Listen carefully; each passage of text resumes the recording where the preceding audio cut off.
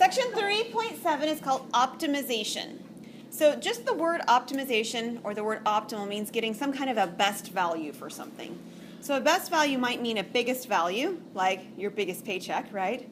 Or a best value might mean a smallest value, like the smallest amount of cost when you actually go and buy your lunch, okay? So we're going to be looking for both things depending on the context of the problem, either the best value being biggest or the best value being smallest. So some guidelines for optimization problems. A visual, sketch, table, etc. is a good idea. Doesn't fit for every problem, but many problems have a good visual. Identify what quantities you know and what quantities you're supposed to be finding. Write any equations in particular that relate those quantities together. And figure out what it is you're trying to optimize. Okay? When you do that, you might have more than one equation, and somehow you have to consolidate them into one equation. Okay, so maybe you start with two equations, and you've got three variables, and you've got to get one of those variables to go away. So is optimize basically just finding the best thing that you can? Yes, exactly. Optimize means finding the best value for something. And that's what step 4 actually does, is it determines a maximum or a minimum value that's allowed. Determine which one you're wanting to find. And then step 5 is where the calculus is. It's actually finding the maximum or minimum. Okay, so step 5, when it says use calculus to do this, what it means is, so I want you to write this down in words for yourself. It means take the derivative, set it equal to 0, and solve. Yay. That's what calculus is in this type of a problem. It's finding where the derivative is equal to 0, because the derivative gives you a maximum or a minimum value when it's set equal to 0. Oh, it's one problem. Yes, these are word problems. You're right. It's definitely true. Okay. Well, we're going to do our best, Moody, okay? We're going to do our best. I know. I understand this problem right here. Okay. I've been trying this for Let's take a look. Yes, I think so too. All right. So let's read through what we have. We're going to try to create a picture first so we can have some sort of sense of what's going on. A 3-sided fence is to be built next to a straight section of river, which I know doesn't make a lot of sense. So if you want to think of it as being next to a house, you know, a facility that's got an extra border, that would probably make more sense. But lake house. the problem's straight out of something else, huh? Lake house. Like a lake house? Sure. Yeah, that'll work. All right. If the other side that's next to the river or the barn or the house or the whatever is the 4th side, it's not going to have a fence on it. That's the point in the problem, okay? It's not going to have a fence on that side. The enclosed area is equal to 1,800 square feet, and we want to find the minimum perimeter and the dimensions of the corresponding enclosure. Okay, so before you get overwhelmed with all the language at the end, draw the picture that your mind is already doing at the beginning. Okay, so we've got a river. I even have blue. How's nice? That's nice, right? Well, it's pretty straight. And we're supposed to have a 3-sided fence. That looks good. Like that. Okay? It's going to have enclosed area. There's space inside. And it tells you the enclosed area is 1,800 square feet. That's what we have. And it wants us to find the minimum perimeter. So we're going to have to do something with perimeter. Which is just as close as minimum. Close. It would be if you were doing a square. But this is a rectangle. Okay, so let's go back over to our picture then, because you guys are already putting letters and variables in places. So let's pick a side and let's call it a letter. What letter do you want to use on the top? L. B. A, B, C. Okay, I heard X loudest. Y. So if you want your vote to count, be loud. X. If X is the value on top, X is also the value on bottom, because that's how rectangles work, right? The opposite sides are congruent. All right, the third side, does it have to be X? No, it wouldn't. It could be. It could be, but we don't know that it is, because we're told that it's a rectangle and we don't know for sure that it's a square. So we need another letter. Y is good. Yes. Sorry, I heard Y this time. I only said Y because you said I. Fallon got her vote in first. Okay. Which means I would just do L. Okay, so let's look at perimeter then. In terms of the variables that we've set up, what is the perimeter of this object? 2x plus y. Plus 2y. Yeah, so we have to be careful. The perimeter of what we're talking about is the part where the fence is, so we don't actually have 2y, we just have 2x plus y.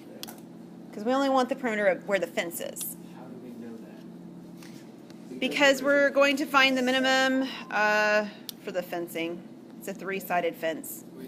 The goal with optimization is to optimize whatever materials we're using. Okay, so not the river. Yeah, we don't need to optimize the side of the river. It's just the fencing. Why not opposite? Yeah. Okay. Now, as you notice, and we've already talked about, what we want is we want to use calculus to take the derivative set equal to 0 and solve. Well, I can't do that with this equation right now. Why not? There's a y. There's an x and a y in it, right? And you guys are not in Calc 3 yet, when you can deal with that. So we're not going to do that. We've got to somehow get rid of the fact that there's an x and a y in the problem, and there's one piece of information that we have left to use to be able to do that. The area. So let's take a look at how the area relates to this discussion. I'm going to move my perimeter formula to the right. Okay, so we know that the area of a rectangle is length times width, which is x times y in this problem. And our area is told to us to be 1,800 square feet. Yeah, you can pick. You can either solve for x or solve for y here. Either one will work. I think that Garrett said solve for y, and I heard him first, and apparently that's how I'm making decisions today. So y is equal to 1,800 over x. All right, so now we've got perimeter. I'll abbreviate P equals 2x plus 1,800 over y. I'm sorry, over x. My bad. Yes, over x. Can I take the derivative now? Yes. Yes, I can. Now, it might be helpful to not have it written this way. It might be more helpful for you to see it written like this. Agreed? For sure. Sure. All right, so what is the derivative? Make sure you're labeling. This is p prime, not p any longer. It's p prime. What is the derivative of 2x? 2. I'm so glad you guys know that one. What is the derivative of the 1,800x to the negative 1? Negative 1,800 x to the negative 2. Fantastic. And if we write it back with a positive exponent, because it's just a little bit easier to solve here in a minute, we're going to write it like that. Cool. Okay. Over x. Okay. Yes. So what do we do now? Okay, so now we have p prime equal to 2 plus, no, it was minus, wasn't it? 1,800. That's right, Garrett's right. We're going to set it equal to 0. Remember, it was take the derivative, set it equal to 0, solve. X squared. X squared. Thank you. That's why I usually copy paste my stuff, but didn't this time. Okay, so I'm going to move the 1,800 over x squared to the right. Now what? Goal is to solve for x.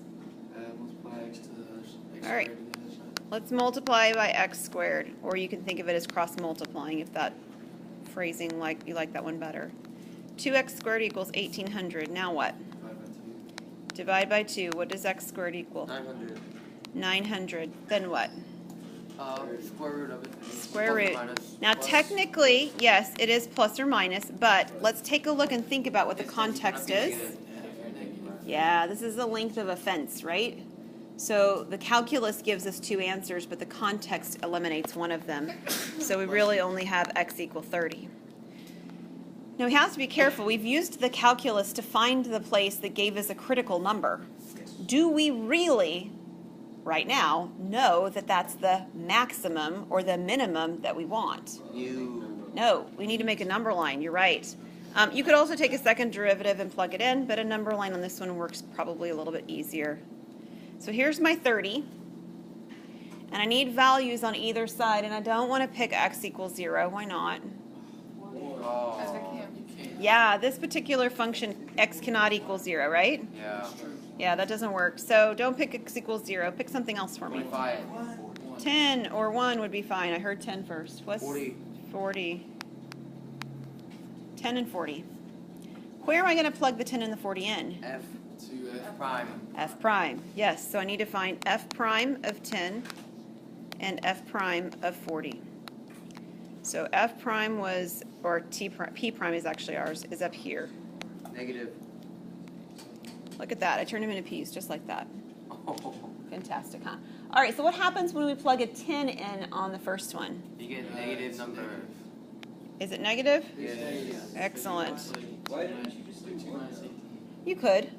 You can do whichever value you'd like. Just don't put 0 in because you need your value to be bigger than 0. What about bigger than 40? It's Or, sorry, negative. 40. It's positive. What? Because it's making it. Ew. Now, we didn't sort of make the comment, but we said it. We just didn't write it down. So keep in mind here to remember x had to be greater than 0, right? Yes. It can't equal 0 Okay. because then you would have no area at all, correct? Okay. So, and while it's not exactly true, certainly x would have to be smaller than something. It can't be infinitely big, correct? Well, because then you don't have enough fence for Because then we wouldn't have enough fence either. So something like, what do we have? What was our total fence? 30. Oh, we found x is 30. Oh, our area was 1800. Yeah. Okay, let me just. This is terrible, but I'm going to write it anyway. I know. So mathematical, isn't it? Less than some value. It can't be infinity is my point. There is going to be a cap because I'm supposed to be finding area, which is length times width, and it's 1800. So you could probably say 1800 is probably a maximum. That makes sense. I mean, that's reasonable. All right, so this will give me a decreasing and then an increasing value, a minimum. So this is a minimum. Now, let's make sure, we've done all the calculus, let's just make sure we answered the questions that were asked. It said find the minimum perimeter Okay. and find the dimensions. So we've done neither at this point. It's a lot. So it'd be highly unfortunate if we stopped. All right, so find the minimum perimeter. So what would my perimeter be then? We found that this is a minimum. We have before for y, don't we? Okay, so right now we know that x is 30, Yes. and we need to know what is y. Yes. Plug into area. Yeah, we can plug it in the area. Yeah, so 1800 divided by, was it 30?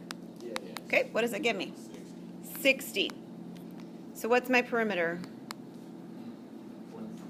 Yeah, it's 30 times 2 plus the 60, because that's my formula for perimeter, which would be 120 what? 60. No. Feet.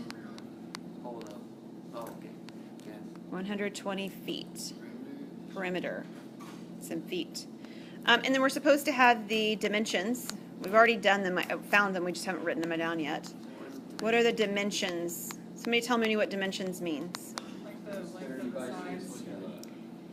Yeah, so usually when you're talking about area of something, the dimensions means the two different side lengths for your rectangle. So our dimensions here are 30 feet by 60 feet. Oh, I thought like. Yeah, that's what dimensions is Okay, referring so to. when I'm movie, it's like out of the dimension. Oh, yeah, that's not what we're referring to. You see it all the time too with other rectangular objects, like picture frames. You know, it's an 8 by 10 picture, an 8 by 10 picture frame, something like that. That's dimensions. Yep. Okay, we're not going to have time to finish this problem, but I'm going to at least start to set it up, and then we will pause on this and pick up on Monday. This is a classic optimization problem. Like any textbook that's worth its grain in salt, or I don't know if that's quite the right phrase, but any textbook that's worth anything will have this problem in it for calculus. It's just, you always see it. Oh, yes. You've probably seen it before if you've been into any calculus course. Okay, a box with no top is to be built by taking a 6 by 10 sheet of cardboard and cutting X inch squares out of each corner and folding up the sides. Find the value of X that maximizes the volume of the box. So, picture first, right? Okay, we've got a rectangle Okay. that is our cardboard. And we are told that this cardboard is a 6, was it inches? Yes, 6 inches by 10-inch sheet of cardboard. So this is our first piece of picture. It says we're going to cut X inch squares out of each corner. Oh, I love this. So that means like an X by X is the dimensions of that. out of each corner, yes. So we're going to cut little squares out of the corners. We're going to hope my squares are pretty close to the same. Cut them out. Yep, like physically if you had this problem and you're really doing it, you would grab a pair of scissors and you would cut them. Okay, so that's our cut. It is a small box. Imagine like a shoe box or a t-shirt box like you buy at Christmas time. And then what we're going to do after we've got this is it's no longer actually a rectangle, right? But what we can do is we can allows us rather to fold up the corners. So I'm going to draw my fold lines next. Okay, so it's going to be folded right here, right here, right here, and right here, and pretend like the picture's perfect. It's not too bad. Okay, so now we got the box, right? Okay. So the green lines are the fold lines, Now I'm seeing. and now we have a three-dimensional object, correct? Correct. Okay. Okay, great. Now, it told us that these squares were x-inch squares, so their length and the width of each square is x. So the height of the box is X. Yes, the height of the box will be x. So let's actually write down the information here. It wants us to maximize the volume. Okay, this is a formula you should know. This is not a formula if I were doing this problem that I would give you. You should know how to find the volume of a rectangular box. Very good. It's length times width times height. And of course, that's 3 variables. Yes. Now, Garrett already told me my height is x, and he's right. We do still need the length and the width, however. 10 minus 2x. Excellent. 6 minus 2x. Okay, so this is my length right here. It's the inside green folded piece, right? And Mooney, why did you say 10 minus 2x? You are correct. Why is that correct? So you're gonna cut 4 squares of x's. And it'll be x on the both sides. Yeah, so this piece is x and this piece is x, so I have to subtract off x twice. And if the length is 10 minus 2x, what is the width? 6 minus 2x. Now, our goal, using calculus on this problem, is to take a derivative, set it equal to 0, and solve. I don't really like the form that this is in of taking the derivative right now. Right? It's a triple product. Yeah. There's just, that's not real friendly. So what would you suggest I do if I don't want to take the derivative like this? Make a 0. I would multiply it out, actually. It'll make the derivative a lot easier to do. So if we multiply this out, we're going to get, I'm just going to tell you what we're going to get. We're going to get 60x minus 32x squared and plus 4x cubed. Okay. Now, let me make one more comment. We'll do the calculus of this next time. X can't be 0, or we wouldn't have any volume of the box at all, right? So we know x has to be greater than 0, but it also has to be less than something. What? Somebody. 0. Yeah, but it is some value, but this time is really easy to Less determine. than, It has to be less than 10 and less than Okay, it has to be much less than 10. You are right, Chad. Less than 3. Why less than 3? Because if x was 3, then there would be no space left on the 6-inch side. Right, the 6-inch side, if I took 3 inches off of that 6-inch side, I'd again have no box, right? So, and this is really important in this problem because once we do the calculus for this problem, we are not only going to get an answer that works, we're also going to get an answer that doesn't. And if we're not careful, we will think we've got 2 answers and we don't. Okay? Okay. All right, we will pick back up with this next time.